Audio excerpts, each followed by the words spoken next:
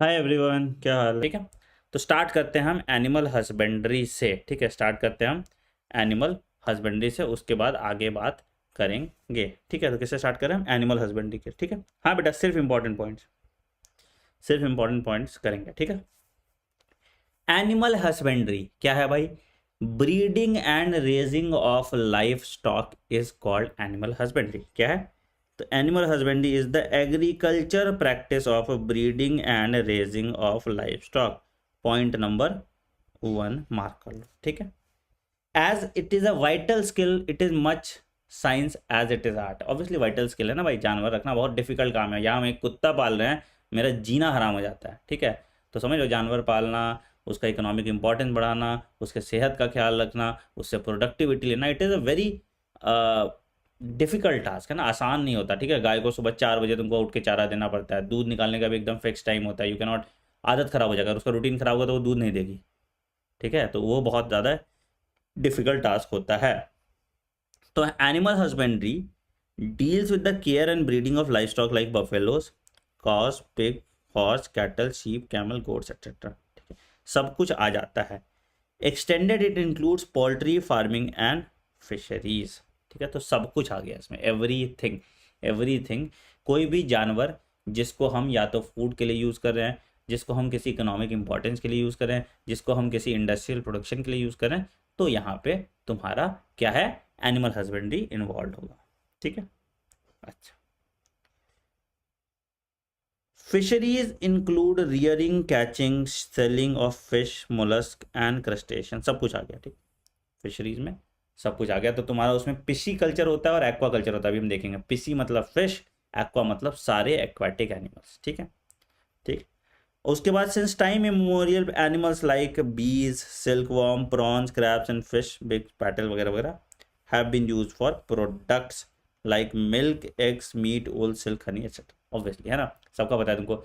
जैसे बी से हमको हनी मिलता है, सिल्क वॉर्म से हमको सिल्क मिलता है, प्रॉन्स को हम खाते हैं, क्रैब्स को हम खाते हैं, फिश को हम खाते हैं, बर्ड्स को हम खाते हैं, पिग्स को हम खाते हैं, कैटल को हम खाते हैं। कैटल, शीप को ऊल भी मिलता है और उसको खा भी सकते हैं, कैमल से दूध भी मिलता है और उसका मीट भी लोग खाते हैं। राइट, कुछ भी खा लेते हैं आजकल तो, है ना। चल चल आगे बढ़ते हैं। तो it is estimated that more than 70% of the world life stock population is in India and China. बताओ। लेकिन लेकिन लेकिन इंडिया और चाइना का प्रोडक्शन बहुत अच्छा नहीं है। क्योंकि तुम देखोगे ना, गाय, तुमको बहुत सारी गाय दिख जाएगी रोड पे बैठी, वो दूध थोड़ी दे रही है। ठीक है। तो आप लाइफ स्टॉक जो आपके पास अवेलेबल है, उनका सही यूटिलाइजेशन नहीं कर पा रहे हो। राइट, जो आपके पास लाइफ स्टॉक अवेलेबल है, उनका आप सही यूटिलाइजेशन नहीं कर पा रहे हो। तो however it is surprising to note that the contribution of the world farm produces only 25%। क्यों? प्रोडक्टिविटी कम है। प्रोडक्टिविटी कम क्यों है? क्योंकि प्रॉपर एनिमल ब्रीडिंग नहीं हो रही है, अच्छे वैरायटी के ब्रीड हमारे पास नहीं है, प्लस हम टेक्नोलॉजी का इस्तेमाल नहीं कर पा रहे हैं। ठीक है। तो इंडिया और चाइना मिला के जो लाइफ स्टॉक की आबादी है वो 70% है, बट प्रोडक्टिविटी सिर्फ और सिर्फ 25% है। प्रोडक्टिविटी सिर्फ और सिर्फ 25% है। ठीक है। The productivity is very low. क्यों भाई? क्यों? क्योंकि हम टेक्नोलॉजी अच्छा इस्तेमाल नहीं कर पा रहे, इसकी वजह से प्रोडक्टिविटी मेरा इनहांस नहीं हो पा रहा। थियोरेटिकल बात है, इसमें कुछ ऐसा समझाने वाला है नहीं। तो आओ, कैसे हम इसका प्रोडक्टिविटी इंक्रीज करते हैं उस पर आते हैं। Management of farm and farm animals. ठीक है। तो क्या है, अलग अलग तरीके से हम फार्म और फार्म एनिमल्स को मैनेज कर सकते हैं। ठीक है। सबसे पहले बात करते हैं dairy farm management. Dairy farm management में क्या होता है? डेयरी, डेयरी तो अमूल दूध है ना, फिर ऐसे जो ये सबसे सारे डेयरीज हैं, सारे डेयरीज हैं। तो डेयरी फार्म मैनेजमेंट में क्या होता है भाई कि मिल्क और मिल्क के प्रोडक्ट्स की हम बात करते हैं। याद रखना, मीट इन्वॉल्व नहीं होता डेयरी फार्म में। ठीक है। मिल्क एंड मिल्क प्रोडक्ट्स पे ही हम डेयरी की काम करते हैं। ठीक है। डेयरी में ये नहीं है कि गाय का मीट बीट रहा है या कुछ ऐसा। ठीक है, याद रखना ये। ठीक है। तो in dairy farm management we deal with process and systems that increase the yield and improve quality of milk. ठीक है। Milk yield is primarily dependent on the quality of breed in the farm and selection of good breeds have high yielding potential. अब इसमें अलग अलग तरह का breed दिया हुआ था गाय का, ठीक है, जर्सी एक्जॉटिक ब्रीड में आ जाएगा, साहिवाल क्रॉस इंडियन ब्रीड में आ जाएगा, ठीक है। फिर उसके बाद एक स्विट्जरलैंड वाला था, ठीक है, ब्राउन स्विस करके एक स्विट्जरलैंड वाला ब्रीड था। तो अलग अलग तरह के ब्रीड है जो आपको अच्छे मतलब वो ज़्यादा दूध देते हैं और अच्छी वैरायटी का दूध देते हैं। जैसे जर्सी गाय है, हम लोग को याद है, मेरे घर में था एक जर्सी गाय, ठीक है, तो एक दिन में नहीं कुछ भी तो 15 लीटर दूध देती थी। और अगर देसी गाय है तुम्हारे पास तो मुश्किल से 1 लीटर या 2 लीटर दूध वो देगी। लेकिन जर्सी गाय का मेंटेनेंस बहुत डिफिकल्ट है। जर्सी गाय बीमार बहुत जल्दी पड़ती थी और उसको ना कूलर लगा के रखना पड़ता था। थोड़ा सा उसके पाँव में गोबर वोबर लग गया तो उसको घाव हो जाता था, मतलब बहुत। और देसी वाली तो एकदम मस्त थी, देसी वाली को इतना लोड नहीं होता था, ठीक है। हाँ एग्जैक्टली, देसी वाले को इतना, ठीक है। तो combined with resistance to disease is very important. तो ऐसा ब्रीड हमको चाहिए, ऐसा ब्रीड हमको चाहिए जिसका ईल्ड अच्छा हो और जिसकी रेजिस्टेंस टू डिजीज पावर ज़्यादा है। मान लो हमें गाय लिया है, बहुत अच्छा दूध देती है, लेकिन क्या है भाई, 15 दिन बीमारी रहती है महीना में, तो फिर तो हो गया ना मेरा प्रोडक्टिविटी खराब, ठीक है। तो ये सब चीज़ सब कुछ इन्वॉल्व होता है, ठीक है। तो मतलब पहला हो गया कि रियरिंग ऑफ कैटल, कौन सा हम कैटल ले रहे हैं, ठीक है, मतलब अच्छी ब्रीड का, ठीक है। उसके बाद उसका रूटीन, ठीक है, उसका फूड, उसके हैबिट्स, हैबिट्स पे भी डिपेंड करता है। मान लो तुम्हारी कोई गाय है, ठीक है, वो सुबह तुम एक दिन उसका दूध 3 बजे निकाले, एक दिन उसका दूध 7 बजे निकाले, तो वहाँ पे दिक्कत हो गया, ठीक है। फिर उसका प्रोसेसिंग, प्रोडक्ट का जो प्रोसेसिंग हो गया, कि प्रोसेसिंग दूध अच्छे से करें, ठीक है। फिर उसके बाद उसका ट्रांसपोर्ट। तो ये सब चीज़ जो है ये डेयरी फार्म मैनेजमेंट में आता है। एक इंस्टीट्यूट है करनाल में जो डेयरी फार्म मैनेजमेंट पे कोर्सेस कराती है, जो अच्छा जॉब मिल जाता है तुमको उसमें, ठीक है। तो आइए, तो देखिए, तो for the yield potential to be realise the cattle has to be well looked after, ठीक है। तो क्या है, they have to be house well, should have adequate water and be maintained disease free, ठीक है। They are feeding of cattle is also done in a scientific manner with special emphasis on the quality and quantity of water. कितना खाना खिलाना है, चारा कितना देना है, उस पर भी बात होती है, ठीक है, ये भी चीज़ बात होती है, ठीक है। फिर क्लीनिनेस और हाइजीन भी बहुत इंपॉर्टेंट है कैटल और हैंडलर के लिए, ठीक है, ये भी बहुत इंपॉर्टेंट है, ठीक। और दूसरा फिर कैसे उसको भेजना है उस पर भी बात करें। तो बेसिकली थ्योरेटिकल पार्ट है कि डेयरी फार्म मैनेजमेंट में दूध के प्रोडक्शन को लेकर जो कुछ भी प्री रिक्विजिट है हम उन सब चीज़ों के बारे में सीखते हैं, ठीक है। चलिए अगला आते हैं poultry farm. Poultry farm, poultry farm में क्या होगा, poultry farm is domesticated fowl use for food और फॉर इट्स एग। दोनों चीज़, दो तरह का अंडा होता है, देखोगे ना, एक दो तरह का अंडा मतलब दो तरह का मुर्गी, एक तो है ब्रॉयलर चिकन, ठीक है, ये होता है वो वाली मुर्गी, खाने वाली मुर्गी, ठीक है। और एक नॉर्मल होती है एग लेइंग चिकन। तुम जो वो पोल्ट्री फार्म देखते हो, जो अभी तुमको जो सफ़ेद वाली मुर्गी सब रहती है उस पोल्ट्री फार्म में, जो पोल्ट्री फार्म तुम देखते हो वहाँ पे जो एग होते हैं वो एग फर्टिलाइज नहीं है, अनफर्टिलाइज एग हैं। जो हम लोग वो फॉर्म वाला अंडा खाते हैं ना, वो अनफर्टिलाइज एग होता है। हम क्या करते हैं, हार्मोन इंड्यूस अंडा प्रोड्यूस कराते हैं, ठीक है। तो उसमें कुछ नहीं है बेसिकली, प्रोटीन और कुछ नहीं है, वो जो अंडा है वो अनफर्टिलाइज एग है और हार्मोन इंड्यूस हम वो कराते हैं। समझो दूध पियो अंडा खाओ, एक ही बात है, वो शाकाहारी है, इसको हम लोग वेजिटेरियन एग भी कहते हैं। वेजिटेरियन हुआ ना, जानवर से तो गाय दूध भी निकल रहा है, इसका मतलब क्या हो, खराब थोड़ी हो गया। तो ये अनफर्टिलाइज एग होता है, ठीक है, ये अनफर्टिलाइज एग होता है, उससे कभी मुर्गी नहीं निकलेगी, है ना, उससे कभी मुर्गी नहीं निकलेगी, याद रख, ठीक है। तो they typically include chicken and ducks and sometimes turkey and geese also. Depend करता है पोल्ट्री, पोल्ट्री मतलब बर्ड, कोई भी बर्ड को अगर हम रियर कर रहे हैं मीट और अंडे के लिए तो उसको हम पोल्ट्री फार्म मैनेजमेंट कहते हैं, ठीक है। देसी मुर्गी, और देसी मुर्गी का अंडा ज़्यादा ताकतवर होता है, ज़्यादा न्यूट्रिशियस होता है। मतलब तुम अगर 2 देसी मुर्गी का अंडा खा लिए तो तुम्हारा पेट वेट चलने लगेगा। इसका तुम 6 अंडा भी खाओगे तो कुछ नहीं होगा, क्योंकि वो गर्मी होता है, वो फर्टिलाइज एग होता है, ठीक है, ठीक है। अनफर्टिलाइज एग होता है, अनफर्टिलाइज एग कैसे हम दिलाते हैं, हम ऑक्सीटोसिन की वजह से इंजेक्शन से उसको अनफर्टिलाइज एग दिलवाते हैं, ओव्यूलेशन कराते हैं, सॉरी एलएच इंड्यूस ओव्यूलेशन कराते हैं, ठीक है। The word poultry is often use to refer meat of these birds only, ठीक है, but in a more general sense it refers to meat of other birds. सारे birds जिसको हम बोले मीट और एग के लिए उसको हम पोल्ट्री कहते हैं, ठीक है। बर्ड फ्लू वाली मुर्गी, बर्ड फ्लू वाली मुर्गी यार, बर्ड फ्लू वाली मुर्गी का बड़ा ना हाइप किया हुआ है, वो थोड़ा है नहीं है सब, ठीक है। As in dairy farming selection of disease free and suitable breed and proper safe environment is necessary. Same poultry farm में भी ज़रूरत है कि जो चारा जाएगा, पानी जाएगा, पोल्ट्री फार्म कितना साफ रहेगा, it should be properly aerated, ठंडा माहौल रहना चाहिए, तो अच्छा रहेगा तो तभी जो जल्दी ग्रो करेगी। जैसे ब्रॉयलर एग तुम्हारे 15 से 20 दिन में 1 किलो की मुर्गी हो जाती है, छोटू सा चूजा, ठीक है, 5 रुपये का एक चूजा आता है, ठीक है, और लगभग शायद 200 रुपये किलो तुम्हारा चिकन है, तो मतलब 1 महीने में तुम्हारा 5 रुपया कितना में हो गया, 200 रुपये में हो गया। उसमें से ऑब्वियसली कुछ थोड़ी चूजी मर जाती है, ठीक है, तो ये इस तरह से पोल्ट्री फार्म मैनेजमेंट अच्छा चलता है। अगर आप उसको ठीक से नहीं रखेंगे तो जो आपकी चूजे हैं वो जल्दी मर जाएंगे, तो यहाँ पे अलग आपको दिक्कत हो जाएगी।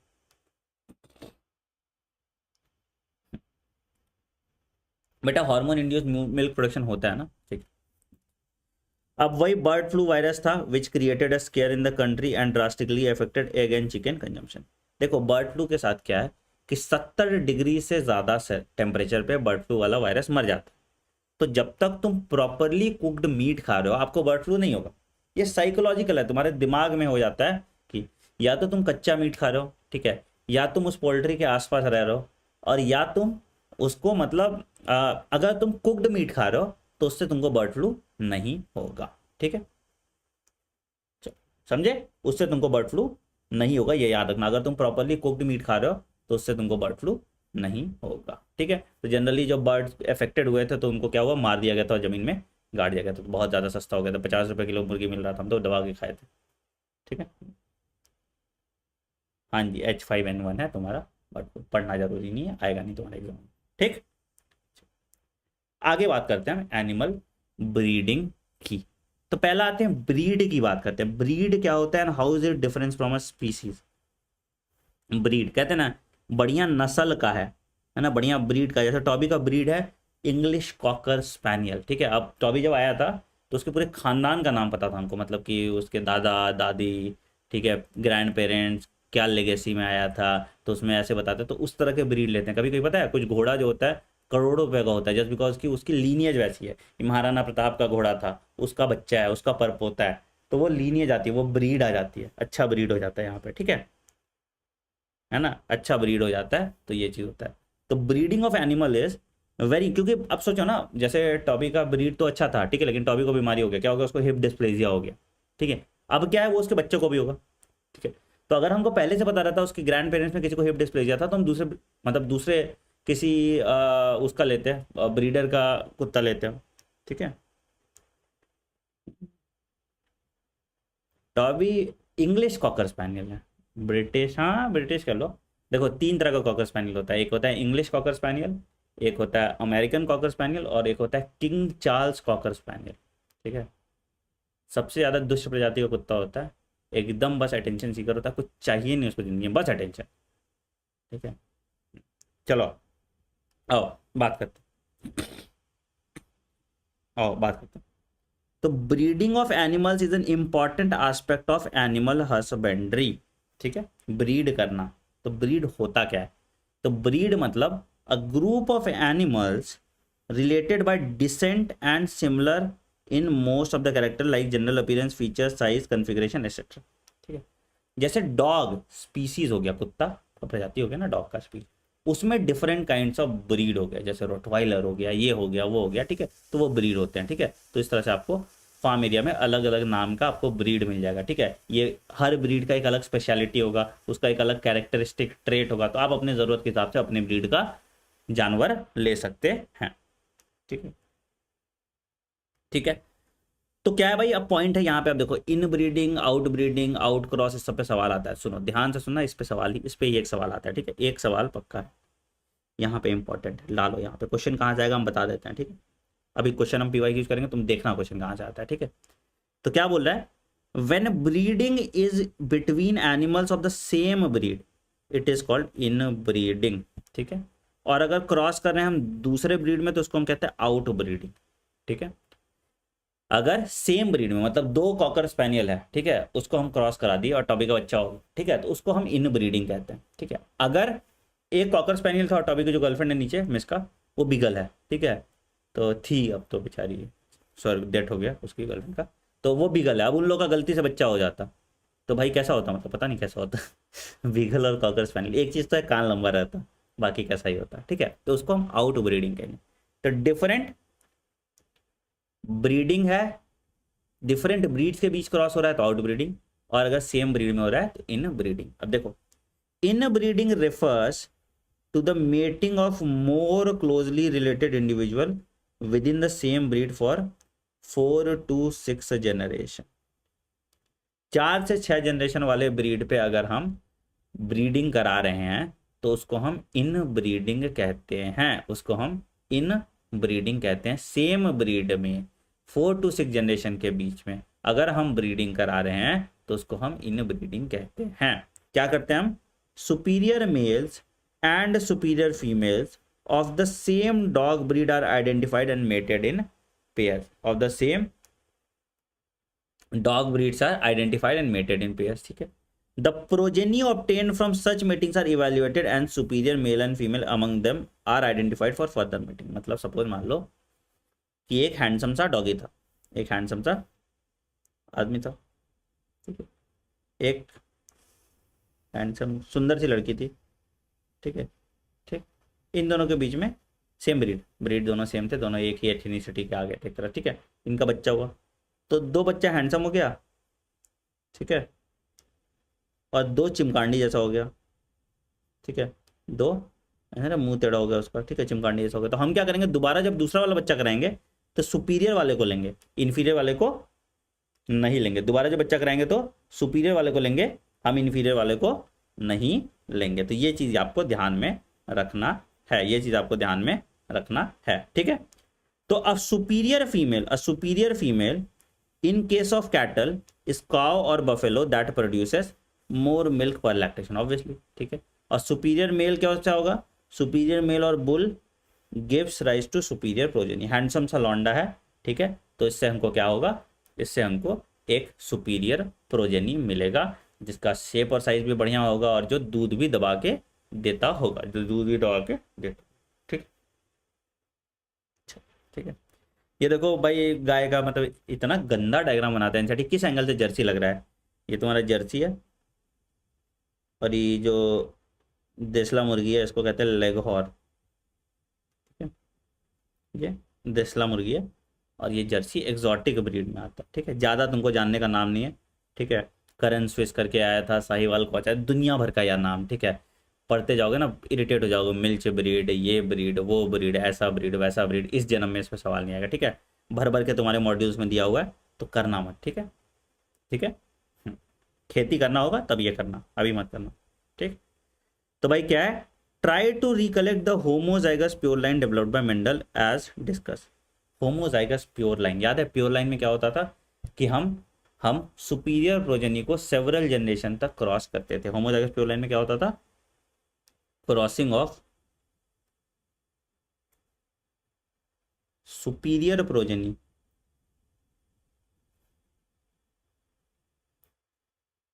फॉर सेवरल जनरेशन,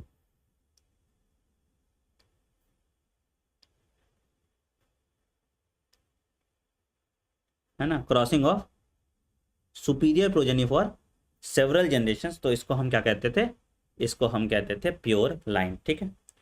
तो a similar strategy is use for developing pure lines in kettles in case of peace. तो सेम क्या, तो इन ब्रीडिंग से होमोजाइगोसिटी बढ़ता है, होमोजाइगोसिटी बढ़ता है, ठीक है। तो अगर हमको प्योर लाइन एनिमल का चाहिए तो हम इन ब्रीडिंग कराएंगे, ठीक है। अच्छा, एक और काम होता है इन ब्रीडिंग से, inbreeding expose harmful recessive gene that are eliminated by selection. अब मान लो जो भी हार्मफुल रिसेसिव जीन था, 4 बच्चा हुआ, उसमें से 2 बच्चा खराब निकल गया, तो हम उन 2 बच्चा को हटा दिए, तो जो मेरा रिसेसिव जीन है या हार्मफुल जीन है वो धीरे धीरे हटता जाएगा और सुपीरियर जीन का एक्यूमुलेशन होता जाएगा। तो it will help in accumulation of superior gene and elimination of less desirable gene, and elimination of less desirable gene, ठीक है, बहुत बढ़िया, ठीक है। तो इसको हम कहते हैं इन ब्रीडिंग। लेकिन यहाँ पे एक दिक्कत है कि क्या होता है कि कंटिन्यूड इन ब्रीडिंग से फर्टिलिटी कम हो जाती है। नेचर का ये लॉ है, इट फैसिलिटेट्स स्पीसिएशन। बताया था ना आपको कि नेचर इवोल्यूशन में प्रमोट करता है स्पीसिएशन। तो अगर इन ब्रीडिंग होगा तो स्पीसिएशन नहीं होगा, सब एक जैसे दिखेंगे। नेचर वो चाहता नहीं है। तो इस नेचर का एक एक्चुअली एक फिनोमिना है जो प्रिवेंट करता है इन ब्रीडिंग को, and this is called in breeding depression. मतलब कि अगर हम बहुत ज़्यादा ब्रीडिंग करा दें अमंग्स प्योर लाइन तो क्या होगा कि इवेंचुअली वो आपस में स्टेराइल हो जाएंगे और आगे फर्दर प्रोजेनी डेवलप नहीं होगा। ठीक है, तो इसको हम कहते हैं inbreeding depression. How to overcome inbreeding depression? अब मान लो ये इन ब्रीडिंग डिप्रेशन हो गया तो इसको हम ओवरकम कैसे करेंगे? So when this becomes a problem, the selected animals of the breeding population should be mated with unrelated superior animals of the same breed.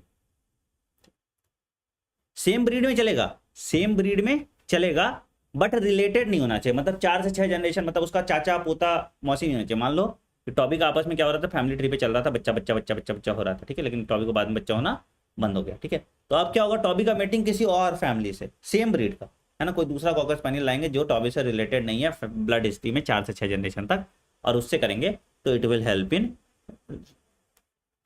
In restoring the fertility and it will help in restoring the fertility and. समझ में आया? समझ में आया बेटा? तो इसको हम कहते हैं इन ब्रीडिंग डिप्रेशन को ओवरकम करना। कोई दिक्कत यहाँ तक? एक बार अंगूठा दिखा दो, समझ में आ गया तो एक बार अंगूठा दिखा दो जल्दी, फटाफट फटाफट एक बार अंगूठा दिखा दो अगर समझ में आ गया तो। सब बताओ भाई, एक बार अंगूठा दिखा दो समझ में आ गया तो।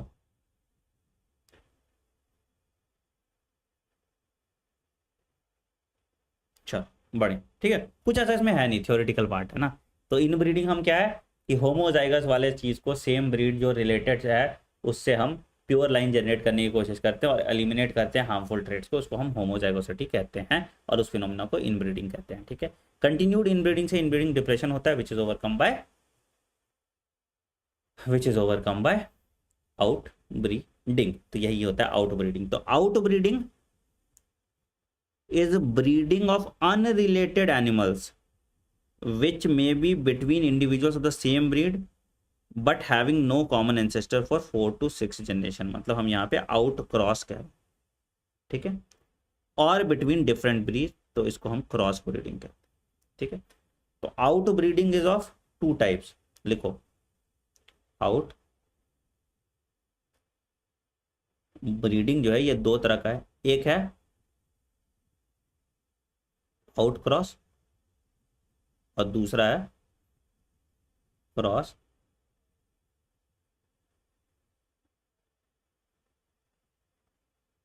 ब्रीडिंग। एक है आउट क्रॉस और दूसरा है क्रॉस ब्रीड। एक है आउट क्रॉस और दूसरा है क्रॉस ब्रीडिंग। ठीक है, of different species, that is interspecific hybridization of different species, that is interspecific hybridization। ठीक है, तो भाई क्या है, आउट क्रॉस सेम ब्रीड में हो रहा है, same breed with unrelated parent,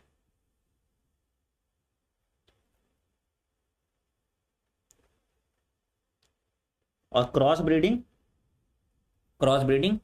different breed में ही हो रहा है। ठीक है, तो इसको cross breed, but species same है, याद रखना, इंटर स्पीसीज हाइब्रिडेशन नहीं है। ठीक है, तो आउट क्रॉस क्या है, तो it is a practice of mating of animals within the same breed but have no common ancestor. ठीक है, अप टू 4 to 6 जनरेशन। ठीक है, ये क्यों करते हैं? It helps to overcome inbreeding depression. It helps to overcome inbreeding depression. Major cause इसका यही है कि it helps to overcome inbreeding depression. It helps to overcome inbreeding depression. ठीक, आगे बढ़ते हैं। अब आते हैं क्रॉस ब्रीडिंग की बात करते हैं। क्रॉस ब्रीडिंग मतलब 2 ब्रीड के बीच में जो क्रॉस हो रहा है उसको हम क्रॉस ब्रीडिंग कहते हैं। ठीक है, तो in this method superior males of one breed are mated with superior females of another breed, जिससे हमको दोनों का डिजायर्ड ट्रेट मिल जाता है। सपोज मान लो कि एक एकदम इंटेलिजेंट सा लौंडा है, ठीक है, बट दिखने में उतना अच्छा नहीं है। एक बिल्कुल हॉट सी लड़की है, दिखने में उतना अच्छी नहीं है, मतलब दिखने में बहुत अच्छी है, ठीक है, दिखने में बहुत अच्छी है बट उतनी इंटेलिजेंट नहीं है। ठीक है, तो अब इवेंचुअली क्या होगा कि जो बच्चा होगा या तो 2 तरह का हो जाएगा, दोनों रिसेसिव ट्रेट ले लेगा, या कुछ बच्चा तो ऐसा हो सकता है जो इंटेलिजेंट भी होगा, सुंदर भी होगा।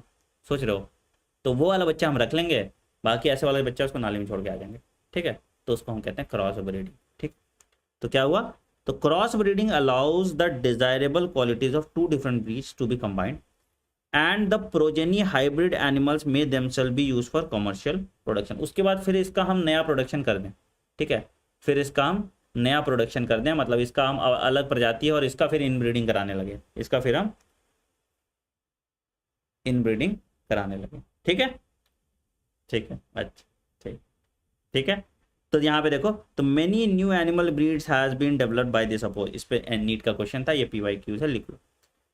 अगला सवाल PYQ है, ये दूसरा सवाल आ गया, एक आउट क्रॉस आउट ब्रीडिंग पे आ सकता है, यहाँ पे दूसरा वाला सवाल आ गया, क्या, Hisar is a new breed of sheep, ठीक है, which is developed in Punjab by crossing of Bikaneri ewes and Merino rams. Male वाले को रैम कहते हैं और लड़की वाले को ईव्स कहते हैं। तो मरीनो रैम से बीकानेरी, मतलब इंटरकास्ट मैरिज हो गया और इससे बढ़िया प्रोडक्ट निकला है। ठीक है, इंटरकास्ट मैरिज हो गया और इससे बढ़िया प्रोडक्ट निकला है। ठीक है, ये इंपॉर्टेंट है, ये PYQ है, देख लो, यही से सवाल आता है। सवाल और कहाँ जाएगा, थोड़ी तुमसे थ्योरी पूछेगा, give 5 utilization of inbreeding depression, क्या है ना, तो नहीं आता है।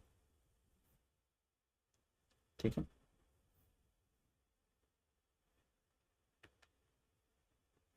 ठीक, चलो आओ, ठीक है। अगला अगला आते हैं interspecific hybridization. Interspecific hybridization में क्या हुआ, दो स्पीसीज के बीच में हो गया, तो उसको हम इंटर स्पेसिफिक हाइब्रिडाइजेशन कहते हैं। ठीक है, मान लो किसी, कोई घोड़ा बेचारा लोनली था, ठीक है, मजबूरी में गधा के साथ सेक्स कर लिया, तो अपना स्टैंडर्ड गिरा लिया, ठीक है, तो उससे बच्चा हो गया। ठीक है, तो अगर, यार हमेशा हम इसमें कंफ्यूज करते हैं, मेल हॉर्स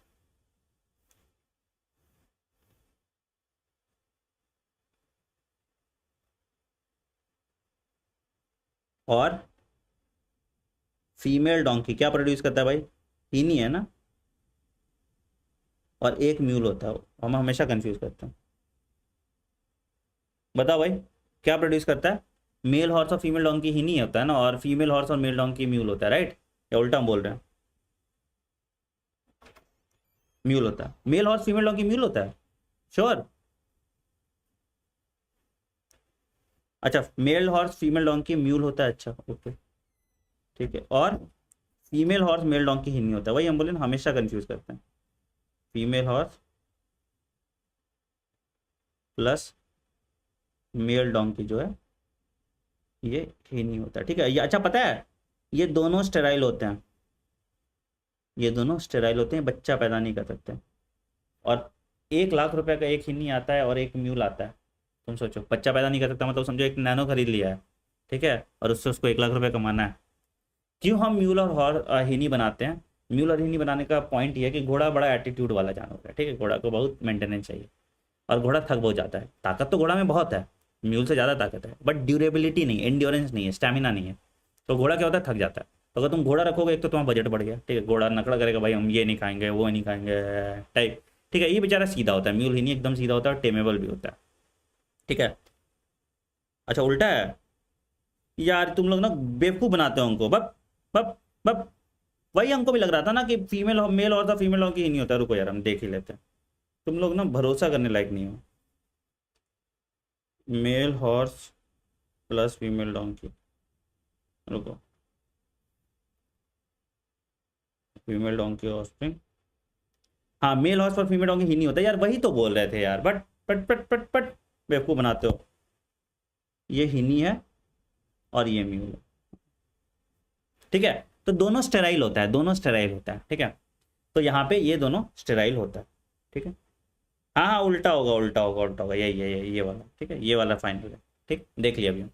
ठीक, तो इंटरस्पेसिफिक दोनों स्टाइल होते हैं, तो काम क्यों है, क्यों हम ये बना रहे हैं, हम इसलिए बना रहे हैं कि पहला तो भाई कि इसका ड्यूरेबिलिटी ज़्यादा है। तुम देखते हो वैष्णो देवी जाओगे, तुम देखोगे 3-3 4-4 चक्कर लगा देता है गधा, और कुछ भी नहीं खा, मतलब कुछ ऐसा मेजर खाता भी नहीं है। ठीक है, तो क्या है कि इसका मेंटेनेंस लो है, प्लस इसके टेंट्रम्स कम है, प्लस ये ड्यूरेबल है, प्लस इसको बीमारी नहीं है, तो ये सब कुछ है, इसमें सब कुछ है। ठीक है, इसमें सब कुछ है।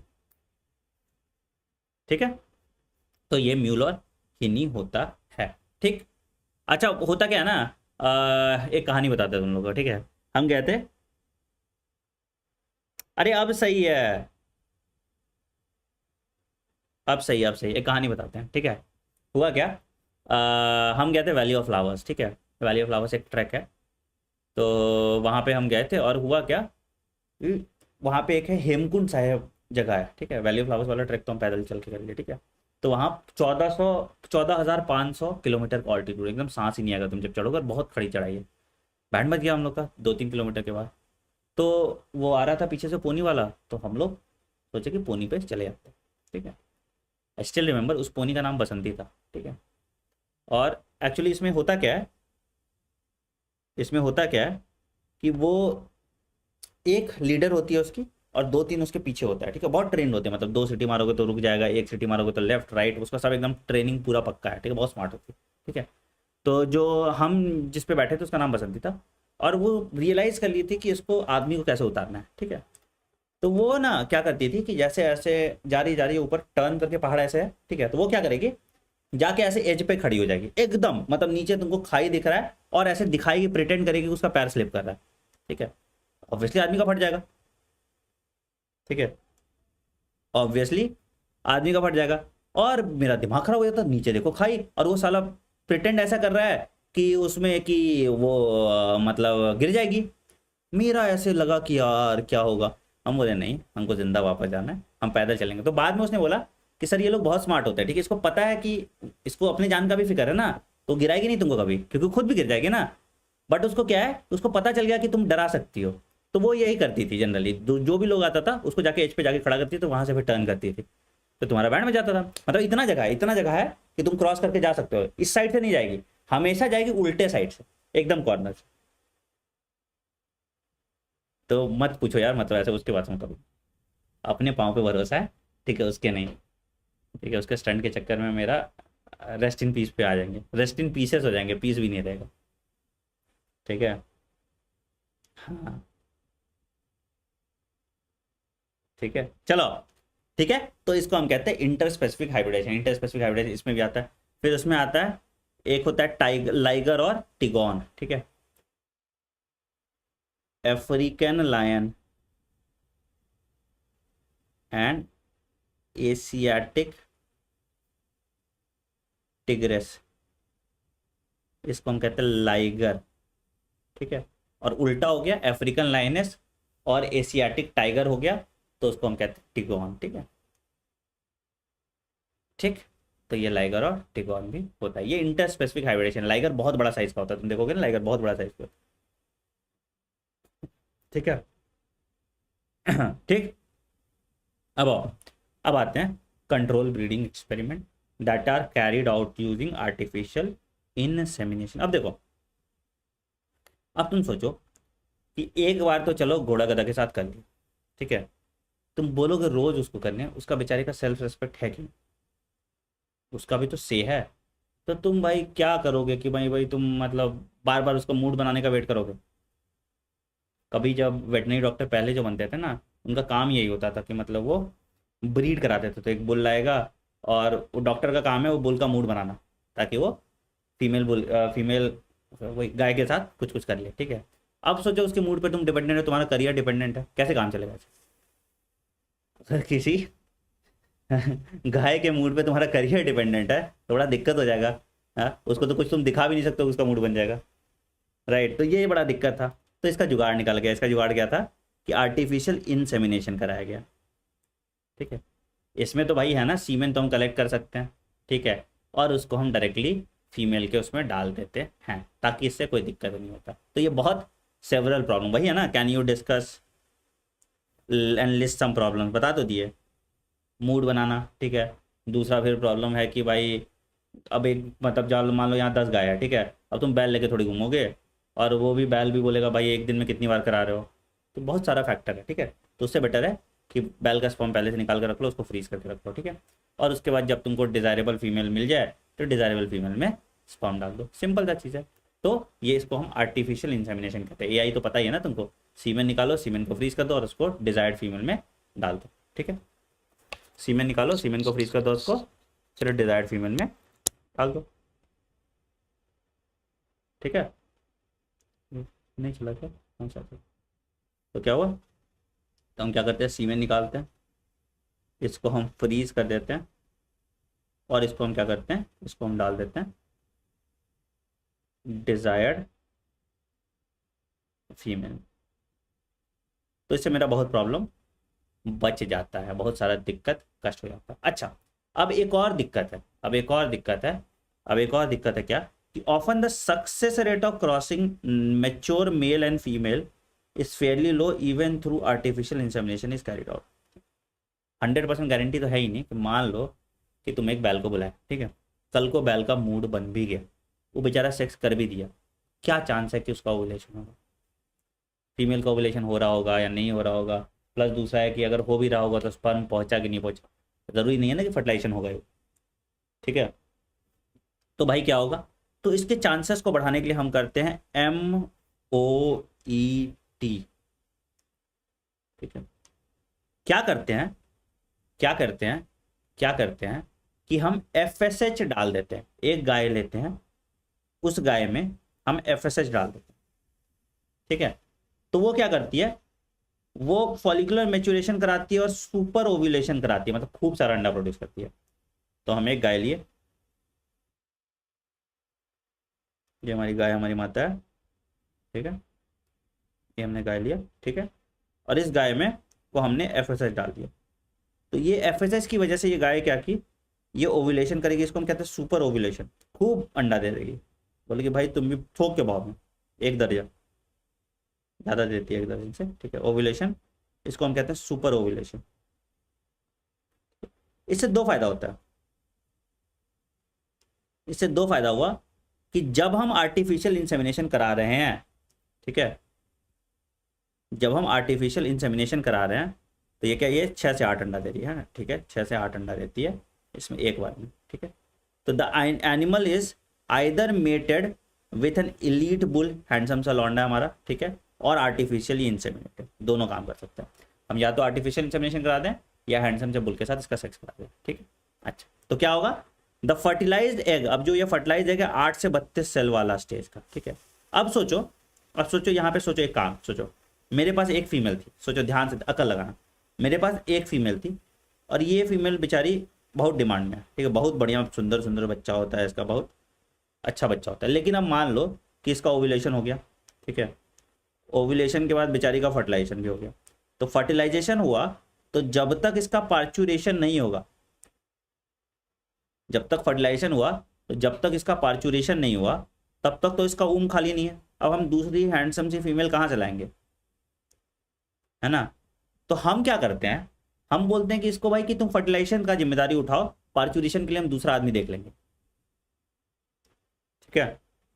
तुम क्या करो, तुम फर्टिलाइजेशन का जिम्मेदारी उठाओ, पार्चुरेशन का जिम्मेदारी हम देख लेंगे। तो हम क्या करते हैं कि जब ये फर्टिलाइज अंडा दे देती है 8 से 32 सेल में, ठीक है, मतलब ब्लास्टोमियस बनाती है, ठीक है, तो हम इसको यूट्रस से निकाल लेते हैं, ठीक है। तो they are recovered non surgically from and transform to surrogate mother. अब कोई भी ऐसे मम्मी ले आए, ऐसे random mummy, mummy 1 mummy 2 mummy 3 हम ले आए, ठीक है, जिनका अच्छा ब्रीड नहीं भी है कोई फर्क नहीं पड़ता, ठीक है, बस उसमें हम डाल देते हैं, ठीक है। तो इससे क्या हुआ कि द जेनेटिक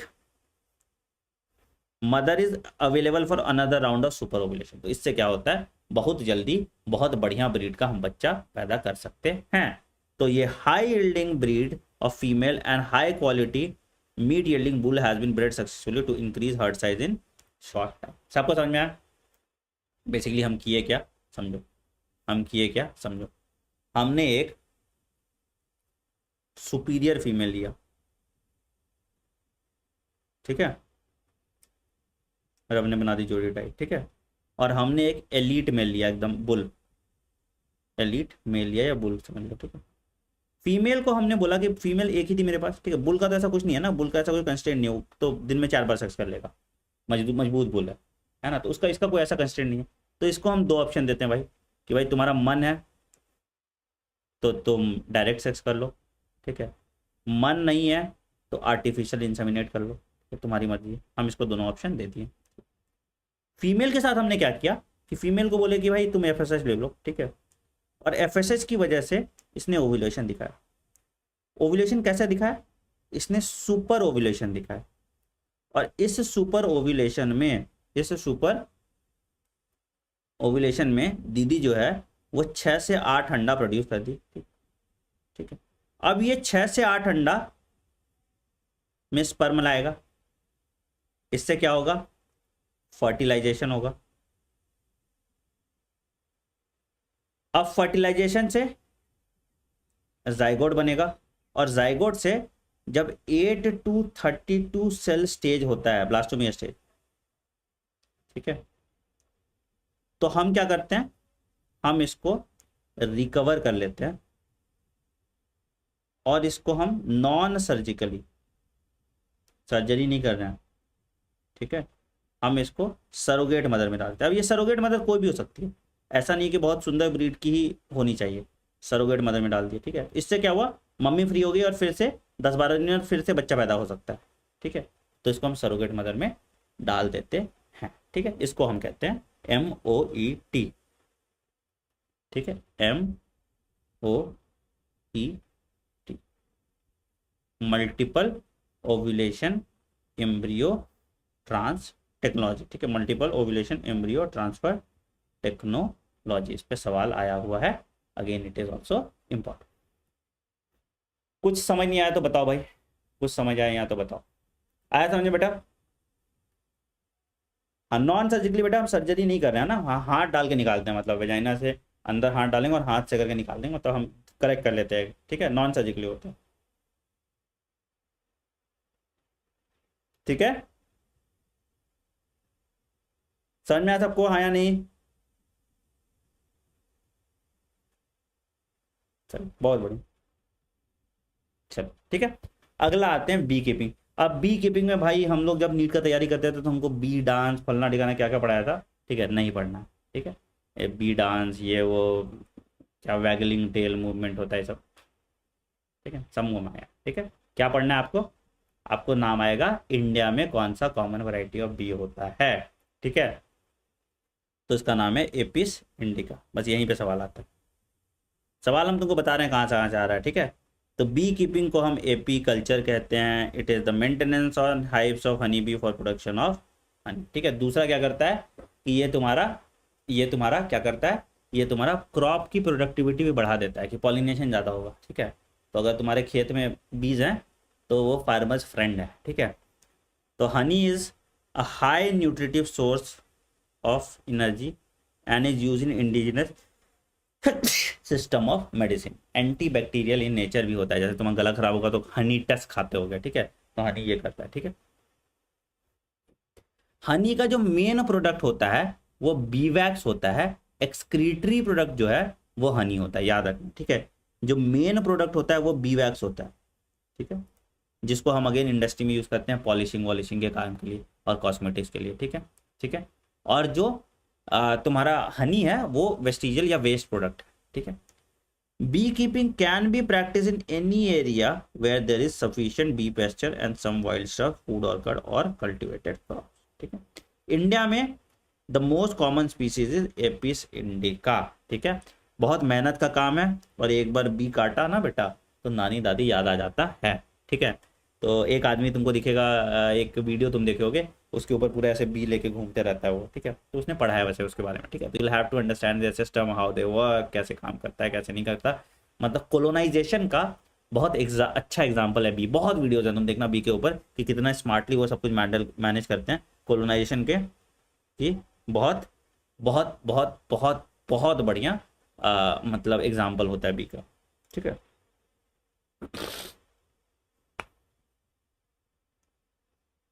ठीक है, आइए अगला आते हैं। तो bee keeping is relatively easy, does require some specialised knowledge. ठीक है, knowledge and nature and habits of bees. ठीक है, selection of suitable location for bee hives, catching of bee hives of swarms, management of bee hive during different season and handling and collection of honey and bee wax. ठीक है, तो again अलग अलग चीज़ के लिए चाहिए तुमको, जो भी फ्लावरिंग प्लांट्स है या कल्टिवेटेड क्रॉप्स है जहाँ पे फूल है वहीं से नेक्टर मिलेगा, नेक्टर से हनी मिलेगा। तो कोई भी नेक्टर वाले प्लांट में हनी बी को रखोगे तो बी एकदम सुखी जीवन जिएगा और तुमको खूब सारा हनी देगा।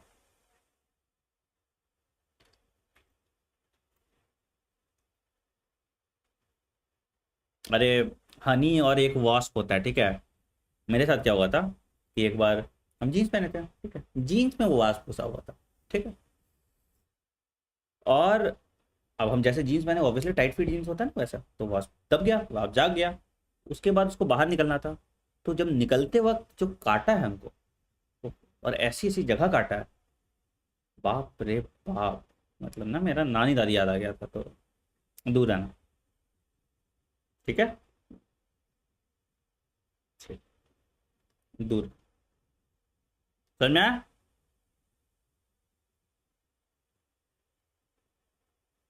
चल आगे बढ़, ठीक है। तो क्या है भाई, तो क्या है भाई, bees are pollinators of many of our crop species such as sunflower, brassica, apple and, अलग अलग टाइप का होता है जो भी, अगर मतलब नेक्टर वाला वैरायटी है वहां पे तुमको बी मिल जाएगा, ठीक है।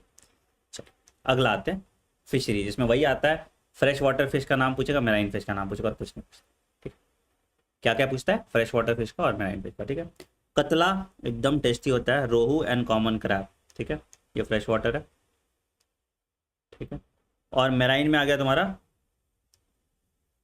मेराइन में आ गया हिल्सा, हिल्सा मछली तुम्हारा ऐसे बंगाल उंगाल में मिलेगा, सार्डाइन, मैकरेल एंड पॉम्फ्रेट, बड़ा महकता है यार मछली, वो मेराइन वाला, ठीक है, ठीक। बाकी खा सकते हो तुम प्रॉन्स, प्रॉन्स भी टेस्टी होता है, क्रैब भी टेस्टी होता है, लॉबस्टर इंडिया में बहुत अच्छा नहीं मिलता, एडिबल ऑयस्टर, ऑयस्टर कभी ट्राई नहीं किया, तो मतलब सब ठीक है। तो फिशरीज पूरा सब कुछ आ गया, ठीक है। It is catching, processing and selling of sea and shellfish और अदर एक्वाटिक एनिमल, सब में फिशरीज आ जाता है, ठीक है।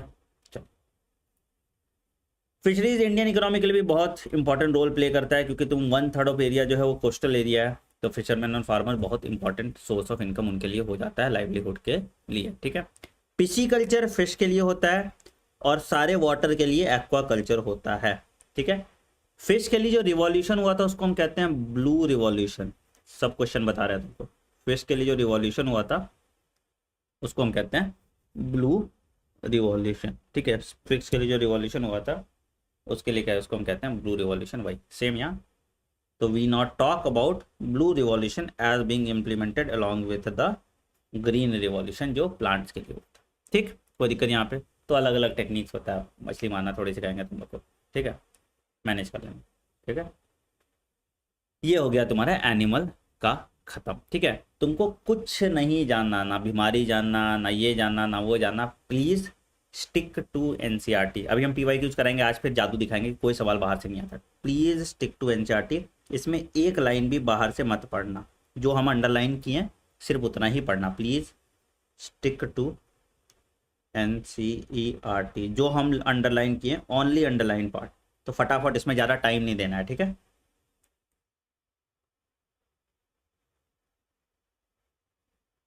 ये याद रखना, ठीक है। ट्राई करके देख लेना बेटा, तुमसे सारा सवाल बन जाएगा। आज दिखे दिखाई देना डेमो, तो सारा सवाल बन जाएगा, टाइम वेस्ट नहीं करना है, ठीक है। Father of green revolution in India था MS स्वामीनाथन, ठीक है। पापा ऑफ ग्रीन रिवॉल्यूशन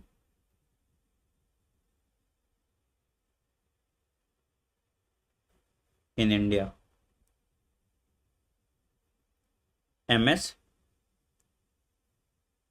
स्वामीनाथन, ठीक है, ठीक है, ठीक है, ठीक है, ठीक। But so traditional farming can only yield a limited biomass as food for humans and animals, obviously, ठीक है। तो हमको भाई प्लांट तो चाहिए ही चाहिए, सबसे ज़्यादा सोर्स ऑफ मतलब जो खाना है वो प्लांट से ही आता है, तो ट्रेडिशनल फार्मिंग से हमको बहुत ज़्यादा प्रोडक्टिविटी नहीं बढ़ रहा था। तो हम क्या हुआ, ग्रीन रिवॉल्यूशन इंडिया में लाया गया, ठीक है, 1945 के आसपास, और इसमें हम इंश्योर किए कि मेरा प्रोडक्टिविटी बढ़ जाए, ठीक है। तो हमने क्या डेवलपमेंट किया, तो प्लांट ब्रीडिंग टेक्निक डेवलप किया for development of high yielding variety and disease resistant variety of wheat, maize and rice, disease resistance variety of wheat, maize and rice. तो क्या होता है प्लांट ब्रीडिंग, बात करते हैं। Plant breeding is the purposeful manipulation of plant species in order to create desired plant types that are best suited for cultivation, give better yield and disease resistant and are disease resistant। ठीक है, plant breeding, plant breeding क्या है, या तो proper yielding variety हमको चाहिए और या फिर हमको डिजीज रेजिस्टेंट वैरायटी चाहिए। दो ही तरह का चीज हमको पसंद है, ठीक है, वही तरह का चीज हमको चाहिए। ठीक है, तो ये बहुत पहले से हम प्लांट ब्रीडिंग कर रहे हैं। ठीक है, जैसे many present day crops are a result of domestication of in ancient times. ठीक है, अलग अलग क्रॉप्स हमने बहुत सालों में हाइब्रिडाइज करके बनाया है। ठीक है, तो कैसा कैसा हो सकता है, कैसा कैसा क्रॉप हम प्रोड्यूस कर सकते हैं। पहला क्या है, इंक्रीज क्रॉप क्वालिटी। ठीक है, तो the first would be increase crop yield and improve quality. ठीक है, increase tolerance to environmental stress. ठीक है, resistance to pathogen and increase tolerance to insects and pesticide. तो बेसिकली ये चार चीज हम कैरेक्टरिस्टिक ट्रेड देखते हैं। कैसा प्लांट चाहिए तुमको, ऐसा चाहिए जिसका प्रोडक्टिविटी ज्यादा है, अच्छा क्वालिटी का सीड प्रोड्यूस। जैसे तुम बासमती राइस लगाओगे, ठीक है, देखो बताते हैं, बासमती राइस लगाते थे पहले। पहले जो बासमती राइस था उसका यील्ड बहुत कम होता था। उसके बाद हिंदी में उसको हम लोग क्या बौना बोलते हैं, बौना इस छोटा हाइट का सेमी डॉर वैरायटी जो तुम अंग्रेजी में पढ़ते हो। ठीक है, तो बौना वैरायटी हम लगाने लगे। बौना वैरायटी में क्या हुआ कि बौना वैरायटी से एक तो क्रॉप का यील्ड मेरा बढ़ गया, ठीक है, दूसरा पानी भी उसको कम चाहिए।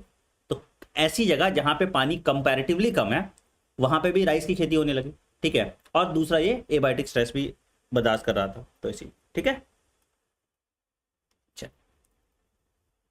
आगे बढ़ते हैं। तो प्लांट ब्रीडिंग प्रोग्राम में क्या क्या है, तो plant breeding programmes are carried out in a systematic way world wide in government institution and commercial company. पहला, सबसे पहला इज कलेक्शन ऑफ वेरिएबिलिटी। सबसे पहला ये, अब जितना मार्केट में अवेलेबल रिसोर्स है, तुम देखो रिश्ता किसी का देखने जाते हो क्या होता है, जैसे अरेंज मैरिज में पहले के टाइम में क्या होता था, अब तो शादी.com आदि.com हो गया। पहले के टाइम में क्या होता था कि तुम गए रिश्ता देखने के लिए, इसके यहाँ उसके यहाँ ऐसे वैसे तुम जाते थे ना, तो भाई तुम्हारे पास सारा ऑप्शन अवेलेबल करके देख लिया। ठीक है, उसके बाद अपने स्वेच्छा अनुसार जो तुमको बढ़िया लग रहा है उस हिसाब से एक चूज कर लोगे। ठीक है, तो क्या है, तो the entire collection of plant seeds having all diverse allele for all genes in a given crop is called germplasm collection. क्या क्या चीज हो सकता है, लॉन्ग स्टेपल सीड हो सकता है, ठीक है, ज्यादा न्यूट्रिशनल वैल्यू वाला सीड हो सकता है, इंसेक्ट रेजिस्टेंट सीड हो सकता है, ड्राउट रेजिस्टेंट सीड हो सकता है। तो सारे जो इस तरह के अलग अलग वैरायटी वाले प्रजाति थे, इन सारे प्रजाति को हमने लिया और इसको हम कहते हैं जर्म प्लाज कलेक्शन। इस पे भी सवाल आया हुआ है, अगेन इस पे भी इंपॉर्टेंट है, इस पे भी सवाल आया हुआ है। ठीक है, पहला काम ये किया। दूसरा काम हम क्या किए, दूसरा काम हम क्या किए, दूसरा काम क्या किए, evaluation and selection of parents. उसके बाद उसमें से अब वाइबल कैंडिडेट देखेंगे, ठीक है, डिजायरेबल कॉम्बिनेशन जिससे हमको बढ़िया ब्रीड मिले। ठीक है, तो the germ plasm is evaluated so to identify plants with desirable combination of these characters. ठीक है, the selected plants are multiplied and use the process of hybridisation. ठीक है, pure lines are created wherever desirable and possible. ठीक है, मतलब कि अब उसमें एक बढ़िया वाला ब्रीड निकाले, दूसरा बढ़िया वाला ब्रीड निकाले, जो भी हमको कैरेक्टर चाहिए। ठीक है, हमको जो भी कैरेक्टर चाहिए उन दो कैरेक्टर्स को हम लिए, हम उनको क्रॉस किया, हाइब्रिडाइज किया, और उस हाइब्रिडाइजेशन से हमको एक ब्रीड मिला, उसका हम खूब सारा इनब्रीडिंग कराए, तो जिससे हमको प्योर लाइन्स मिल गया। ठीक है, जिससे हमको प्योर लाइन्स मिल गया। ठीक, तो इवैल्यूएशन किया हमें पेरेंट्स का कि भाई ये वाला वाइबल कैंडिडेट है, ये वाला वाइबल कैंडिडेट है, इन दोनों को क्रॉस कर देते, यहाँ पे हम इसने क्रॉस करा दिया। ठीक है, तो the desired characters have often to be combined with two different plants. For example, high protein quality of one parent may need to be combined with disease resistant variety of another parent. तो हमको जो hybrid मिलेगा वो क्या होगा, वो disease resistant variety भी होगा और हाई प्रोटीन क्वालिटी भी होगा। तो इस तरह से हमको करना पड़ता है। ठीक है, तो तुमको क्या लगता है हर बार हमको डिजायर्ड कैरेक्टर मिल जाएगा क्या, तुमको क्या लगता है हर बार हमको डिजायर्ड कैरेक्टर मिल जाएगा क्या, ये बताना। हर बार हमको डिजायर्ड कैरेक्टर मिल जाएगा क्या? बताओ, मिलेगा क्या?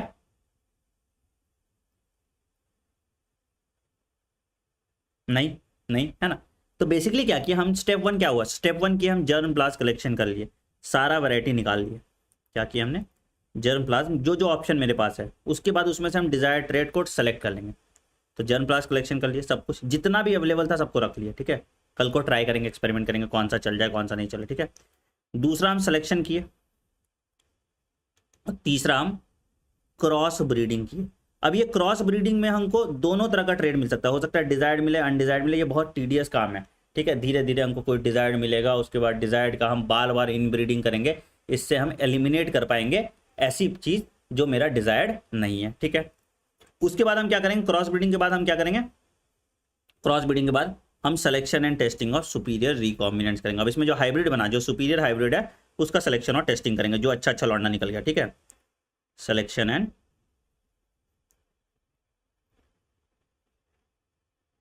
टेस्टिंग ऑफ सुपीरियर, इस पे तुम्हारा सीबीएसई का एग्जाम में सवाल आ सकता है, रिकॉम्बिनेंट, ठीक है, सुपीरियर रिकॉम्बिनेंट। तो इससे हमको प्योर लाइन मिल जाएगा, ठीक है।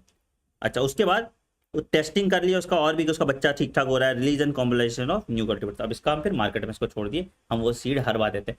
तुमको सीड हर बार खरीदना पड़ जाता है, पता है कि नहीं। बीज जो तुमको है, तुम रख नहीं सकते हो बीज, अगर रखोगे क्योंकि हो सकता है उसमें वेरिएशन आ जाएगा, क्योंकि नॉर्मल वे में पॉलिनेशन हुआ ना, तो तुम बीज नहीं रख सकते, तुमको बीज हर बार खरीदना पड़ेगा। तो it is very expensive process also, ठीक है। तो लास्ट में आ जाता है testing and combination of new cultivators में कुछ भी ऐसा याद करने लायक नहीं है कि तुमको बहुत दिक्कत होगा, ठीक है। अब कुछ डेटा पे आ जाते हैं, डेटा पे सवाल आया था। India is mainly an agricultural country, सबको पता है। Agriculture accounts for approximately 33% of India GDP and employees nearly 62% of the population, ये भी सबको पता है, ठीक है। तो यहीं पे मिड 60s में the development of several high yielding varieties of wheat and rice in the mid 60s as a result of various plant breeding technology led to dramatic increase in the production of food in our country. इसको हम कहते हैं green revolution, ठीक है। बाकी कुछ तुमको पढ़ना नहीं है, थ्योरेटिकल है, थ्योरेटिकल है, थ्योरेटिकल है, ठीक है।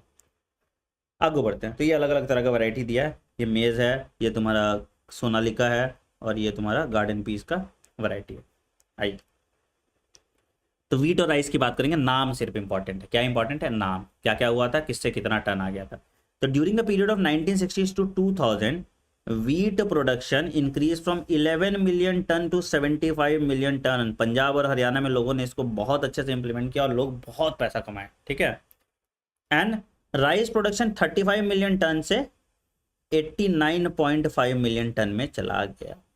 सोचो सोचो, 40 साल में इतना का डेवलपमेंट हुआ। क्यों क्यों? It was due to the development of semi dwarf varieties of wheat and rice. कौन किया था? बोलार्क। इस पे सवाल आता है, किसने किया था, किसने किया था? बोलार्क। नोबेल प्राइज मिला था इसको, सोच लो, खेती करके नोबेल प्राइज मिल गया। At international centre for wheat and maize improved in Mexico developed a semi variety of wheat, ठीक है। 1963 में, डेट इंपॉर्टेंट है, several varieties such as Sonalika and Kalyan Sona which were high yielding and disease resistant were introduced all over the wheat growing belt of India। Wheat variety कैसा है? सोनालिका और कल्याण सोना। Important, जो जो अंडरलाइन करना है वो इंपॉर्टेंट है, जो जो अंडरलाइन करना है वो इंपॉर्टेंट, ठीक है। ठीक, राइस में IR8 फिलीपींस में हुआ था डेवलप, एंड ताओचुंग नेटिव 1 ताइवान में हुआ था, ठीक है। और इंडिया में आया था जया और रत्ना, ठीक है। इंडिया में आया था जया और रत्ना, जो इंडियन कंडीशन के हिसाब से, ठीक है। IR8 और ताओचिंग नेटिव 1 सब इंपॉर्टेंट है, सब पॉइंट इंपॉर्टेंट है। जो जो मैंने ब्लैक से अंडरलाइन किया है, इस पे क्वेश्चन आया हुआ है और यहीं सबसे क्वेश्चन आता है, ठीक है। तो क्या क्या हो गया? पहला कि नॉर्मन ई बोलार्क क्या किया था? Semi dwarf variety of wheat और मेज डेवलप किया था मेक्सिको में, ठीक है। इंडिया में आया सोनालिका और कल्याण सोना। राइस में IR8 और टॉचिंग नेटिव 1 ताइवान से आया था और IR8 फिलीपींस से आया था। फिर इंडिया में बना जया और रत्ना, ठीक है। चलिए शुगर केन पे आते हैं। सेक्चरम बारबेरी नॉर्थ इंडिया में था, ठीक है। सेक्चरम ऑफिसिनेरम साउथ इंडिया में था। बट पंगा क्या है, यूपी में सबसे ज्यादा शुगर केन प्रोड्यूस होता है, बट उसका शुगर कंटेंट बहुत कम है। तो अगर हम कुछ ऐसा मामला क्रिएट कर दें कि जिससे हमको high sugar and ability to grow in north India वाला कुछ ऐसा मिल जाए, दोनों को क्रॉस करके, तो मेरा काम बन जाएगा, ठीक है। चीनी मिल बहुत पैसा कमाता था एक टाइम पे, ठीक है। तो ये तुम्हारा काम कर जाएगा, ठीक है। तो ये आता है, ठीक।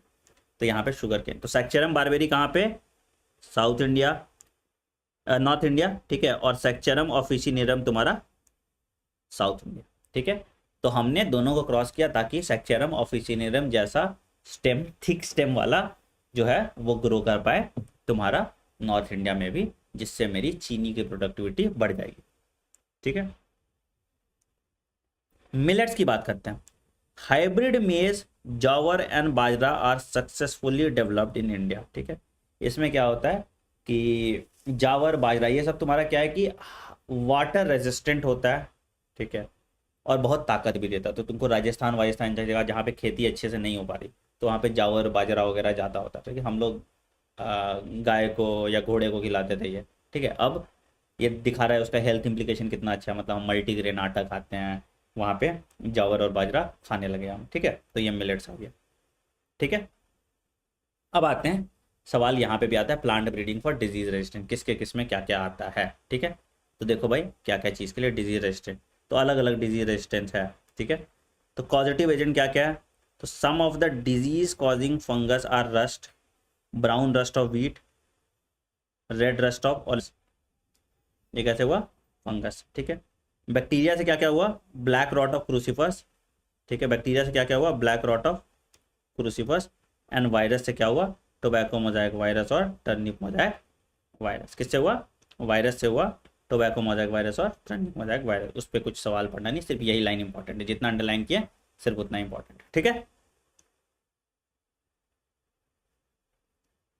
मेथड ऑफ ब्रीडिंग, अगेन वहां पे कैसे ब्रीडिंग करेंगे, तो भाई पहला है, सबसे पहला स्टेप जो है, सबसे पहला स्टेप क्या है, the various sequential steps are, पहला स्क्रीनिंग जर्म प्लाज्म, कौन सा हमको डिजायर्ड कैरेक्टरिस्टिक ट्रेट चाहिए, कौन सा डिजीज रेजिस्टेंट वाला है, और दूसरा हाई यील्डिंग वाला। तो हाई यील्डिंग और डिजीज रेजिस्टेंट वाले को हम मिला देंगे, मेरा काम हो जाएगा। हाई यील्डिंग और डिजीज रेजिस्टेंट वाले को हम मिला देंगे, मेरा काम हो जाएगा, ठीक है।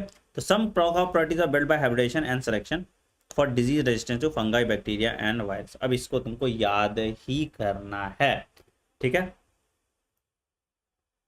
दिस इज वेरी इंपॉर्टेंट, ठीक है। इसको अपने सर पे चिपका लो, कहीं भी चिपका लो, और एक दिन में याद नहीं करो, आराम से इसको देख के याद करो, ठीक है। वीट का वैरायटी हिमगिरी, किसके लिए है, लीफ एंड स्टाइप रस्ट, ठीक है। ब्रासिका, पूसा स्वर्णिम, सवाल आता है, वाइट रस्ट, ठीक है। Cauliflower, Pusa Shubhra, snowball, black curl and black blight. Cowpea, Pusa Komal, bacterial blight. Chilli, Sadabahar, है ना, मिर्ची सदाबहार, ठीक है। तो ये तुमको बहुत इंपॉर्टेंट है, दिस इज इंपॉर्टेंट। इस पर किसी तरह से भी टेबल के फॉर्म में, फिल इन द ब्लैंक्स के फॉर्म में और एमसीक्यू फॉर्म में, दिस इज वेरी इंपॉर्टेंट। इससे हाई प्रोबेबिलिटी होता है सवाल आने का, इसको तुमको याद करना पड़ेगा।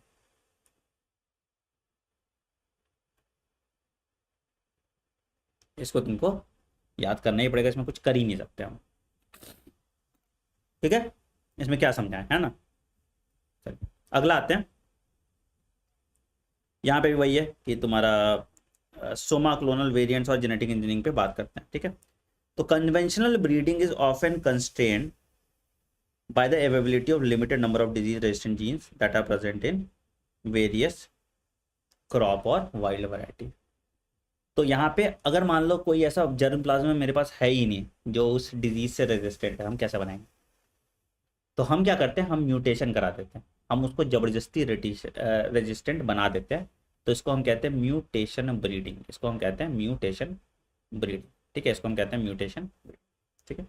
तो mutation is the process by which genetic variation are created through change in the base sequence within the gene, resulting in creation of new character or trait not found in parental type.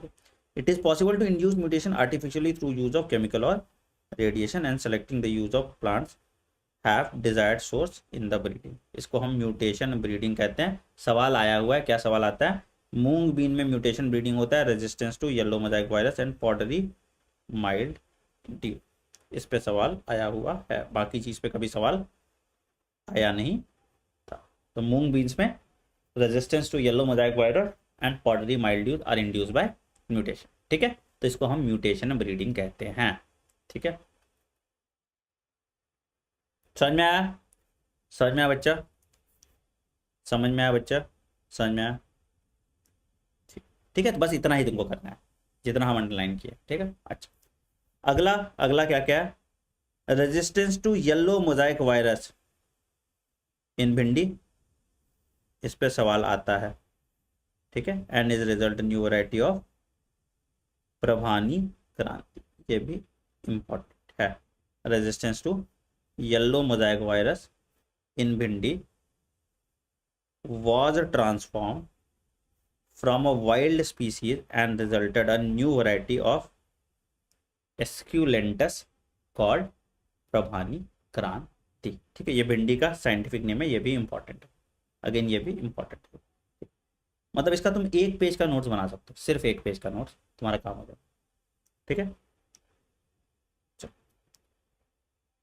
तो ये तुम्हारा सारे example हैं, इसमें भी कुछ ऐसा है नहीं, ठीक है। आगे बढ़ो, अब आते हैं plant breeding with insect pest. अभी तो हम बैक्टीरिया फंगल देख लिया, अब इंसेक्ट पेस्ट के लिए क्या क्या भाई, क्या क्या है।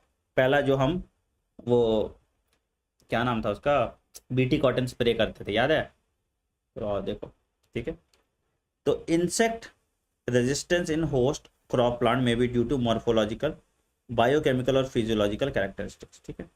Hairy leaves in several plants are associated with resistance to insect pest, क्योंकि बैठ ही नहीं पाता, ठीक है।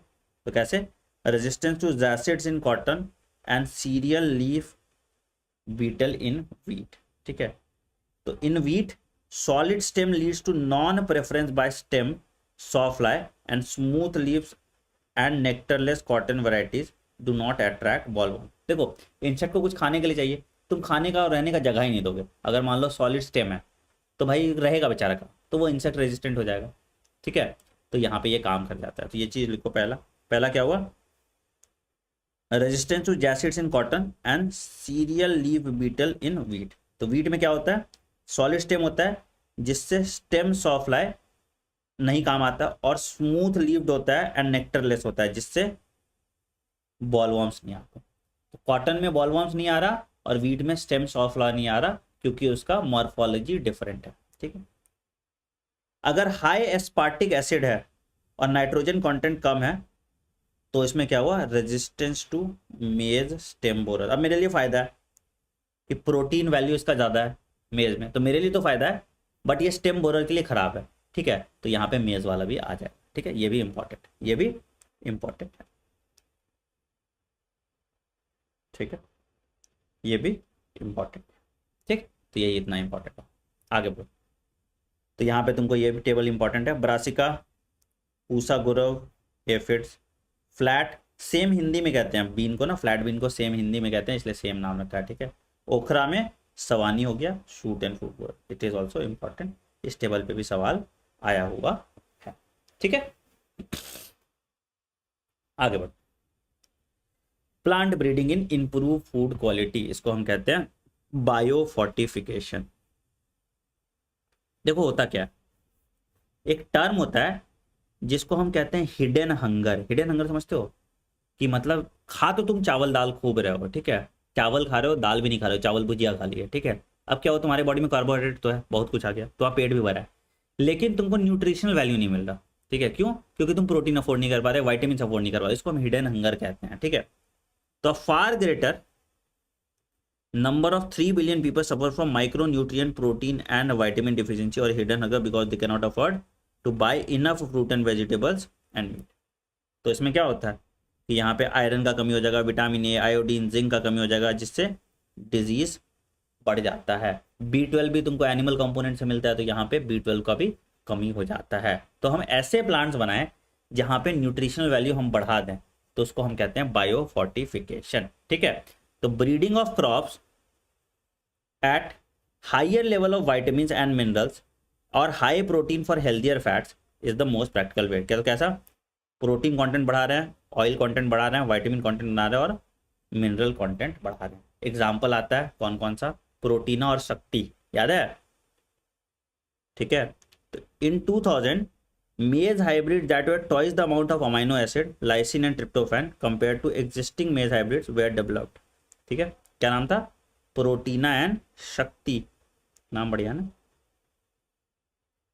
प्रोटीना एंड शक्ति। क्यों याद है हमको भगवान जाने।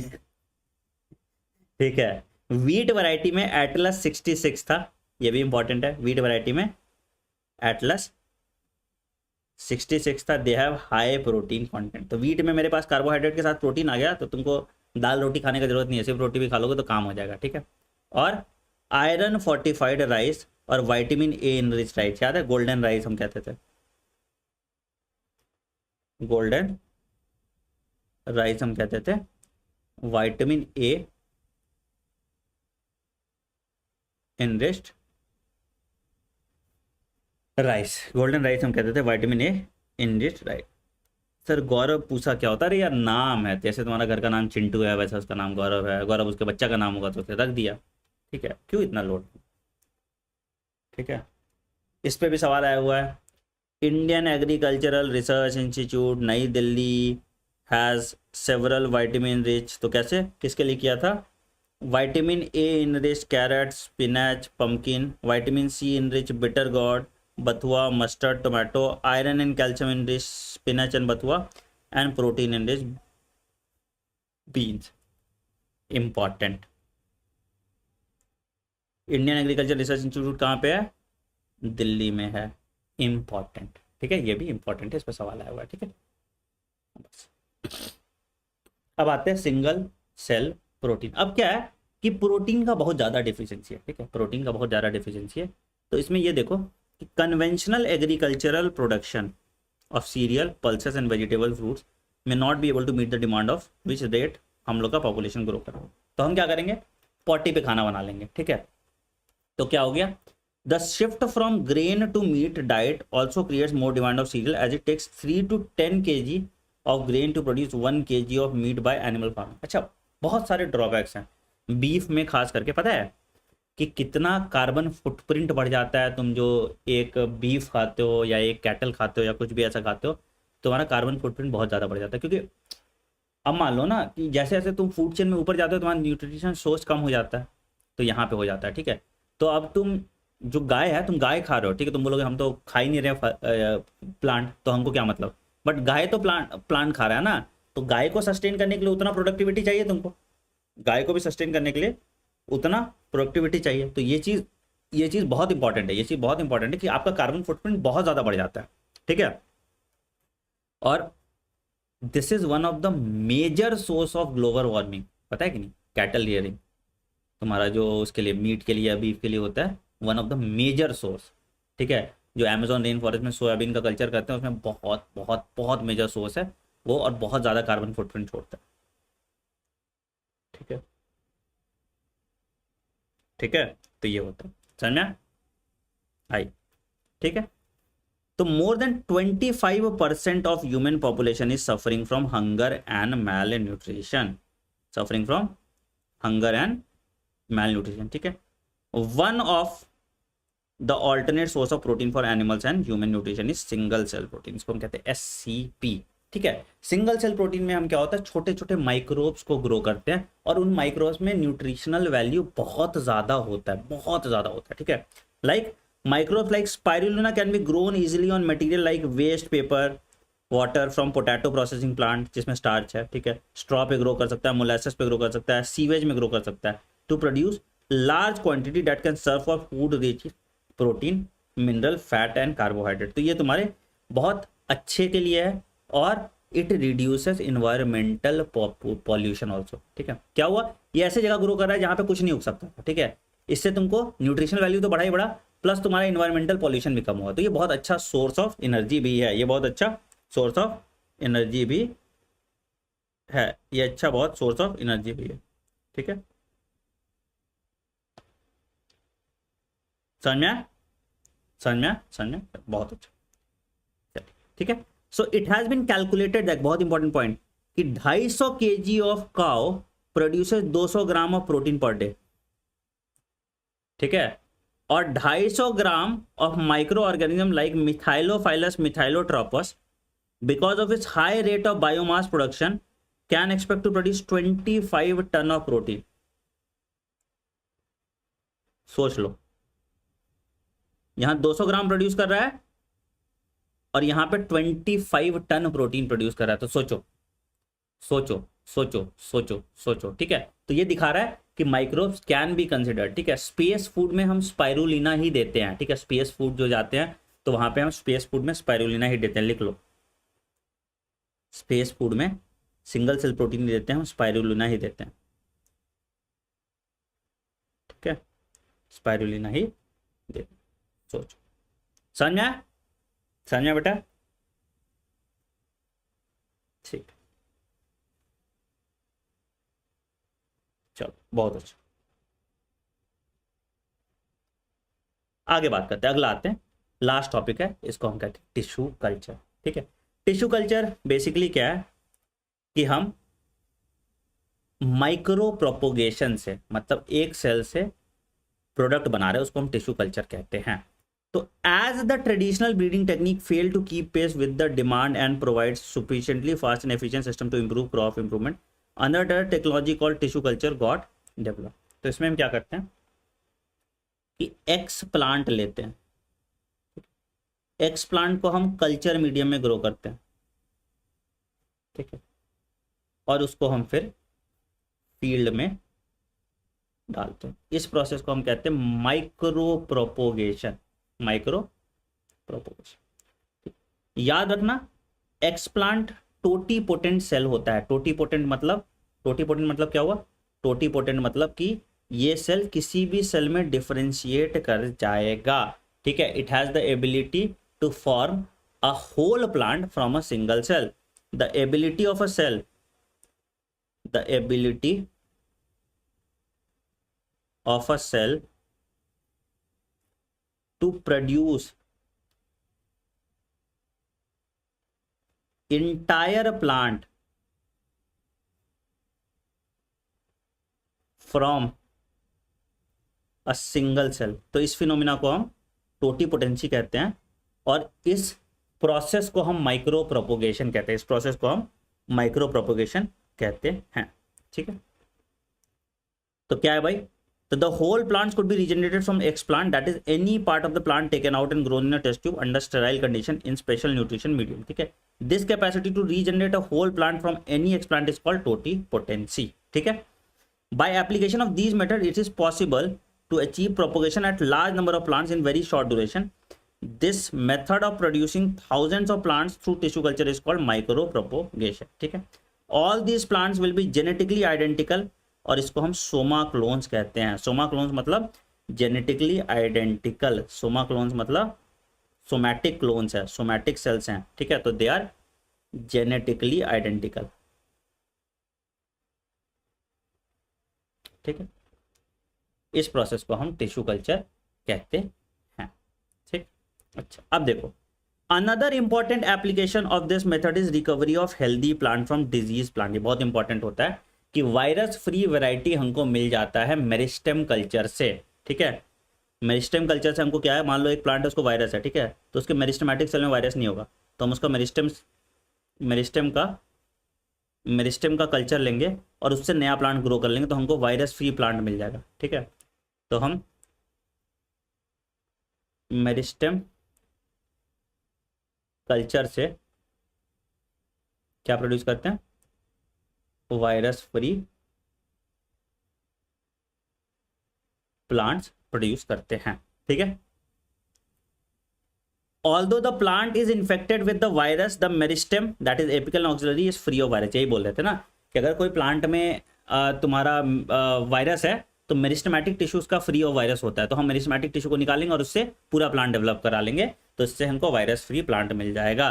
तो one can remove the meristem and grow in vitro to obtain virus free plant. तो हम सबके लिए कर सकते हैं, बनाना, शुगर केन, पोटैटो के लिए कर सकते हैं।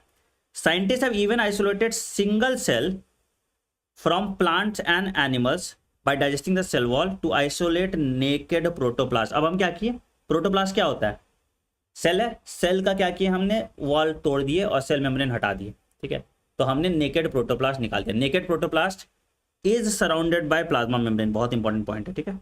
सेल वॉल हटाए हैं, प्लाज्मा मेम्ब्रेन हम रहने दिए हैं, ठीक है, लिख लो, अभी हमसे भी गलती होता है। Naked protoplast is surrounded by plasma membrane, सिर्फ सेल वॉल रिमूव करते हैं, ठीक है, is surrounded by plasma membrane, सिर्फ सेल वॉल हम रिमूव कर रहे हैं, ठीक है। तो क्या हुआ कि isolated protoplast from two different varieties of plant having each desired character को हम मिला दिए, ठीक है, इसको मिला दिए, इसको हम कहते हैं सोमैटिक हाइब्रिडाइजेशन, ठीक है, और इसको हम कहते हैं प्रोटोप्लास्ट फ्यूजन, या इसको हम कह सकते हैं प्रोटोप्लास्ट, इसको हम कह सकते हैं प्रोटोप्लास्ट फ्यूजन। तो हम क्या किया, अगर मान लो कि आलू और टमाटर का फ्यूजन कर लिया और बना दिया हम पोमैटो, ठीक है, ये बना था बट इसका टेस्ट बहुत खराब लगता है, कभी मत खाना बेटा, है ना, पोमैटो, ठीक है, टोमेटो और पोटैटो को मिलाए थे, कंबाइनिंग टोमेटो एंड पोटैटो, तो इसको हम कहते हैं सोमैटिक हाइब्रिडाइजेशन, ठीक है। कुछ भी डाउट है, कुछ समझ नहीं आया तो पूछो, इतना पेज खाली क्यों छोड़ दिया भाई, कुछ भी डाउट है, कुछ समझ नहीं आया तो पूछो, हो गया बेटा चैप्टर खत्म। मेरिस्टेम वायरस फ्री क्यों होता है बेटा, वो जल्दी ग्रो करता है, ठीक है, मेरिस्टेम का ग्रोथ रेट इतना ज्यादा होता है कि वायरस वहां पे कंपीट नहीं कर पाता और वायरस जा नहीं पाता उस प्लांट में, ठीक है।